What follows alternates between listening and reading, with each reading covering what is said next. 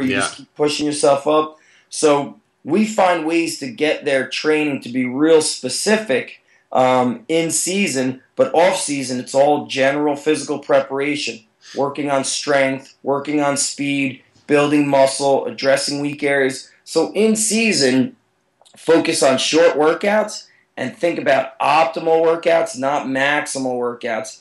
You don't want the kids feeling like they're getting crushed during those workouts. That's you talk about that recovery period, not just killing them for the sake of killing them.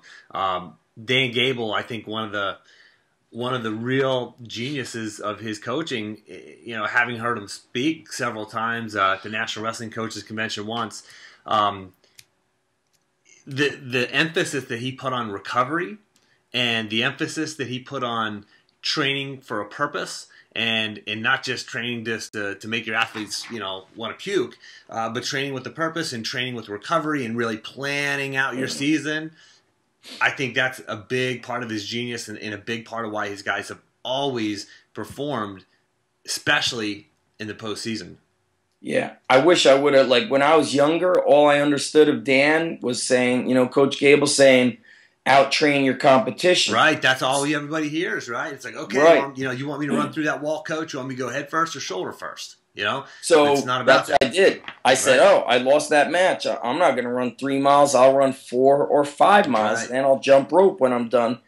I just beat my body up and broke it down. Our most successful guys don't do all the distance running and all that crap in season. They do a lot of recovery work, proper eating, resting on Sunday, so they're excited to go back. And a lot of coaches don't like me for saying these things. They get pissed at me because they think that, we're getting lazy. But if they went through any of our off-season workouts, we'll crush. We've had D1 wrestlers come and train with our trained high school kids, like a 15-year-old high school kid. They can't keep up. Yeah. They're not used to this kind of training. They think they are, and they're not. And they get crushed just from our warm-up. Our warm-up messes them up. But everything is built up. We've built them up to what they need. And what it tells me is there's a lot of wrong training going on. And I know it sounds arrogant, and I'm not saying my training's the best, but wrestling coaches need to be more open-minded. And just because you wrestled, doesn't mean that you should be a wrestling strength and conditioning coach. Just because I played football doesn't mean, you need to really understand how to dial this stuff in. And I've just been doing it, and we've been experimenting so much. And I remember the first crew of wrestlers I had where we really started dialing it in, our in-season workouts were 20, 25 minutes, and every single kid went to the States, placed in the States, except for one who was a sophomore.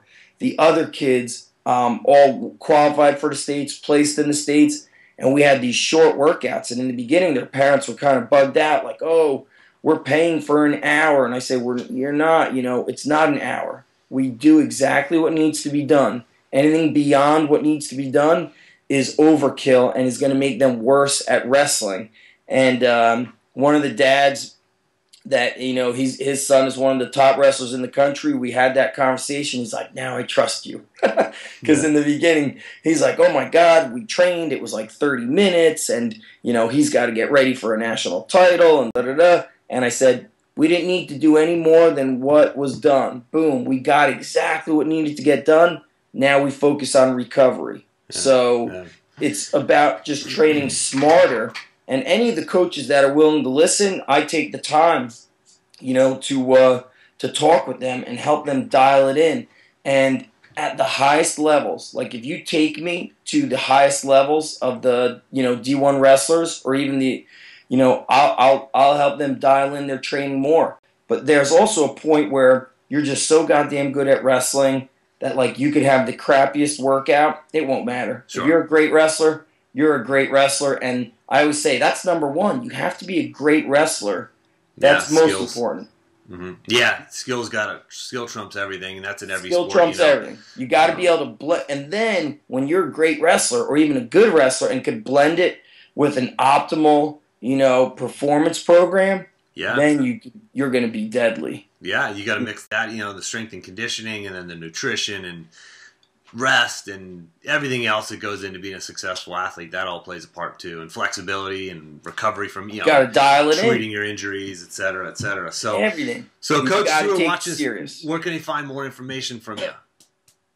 They could go to getwrestlingstrength.com, and they could also go to undergroundstrength.tv. That's like my main blog where I share a lot of stuff with all the wrestlers that we train.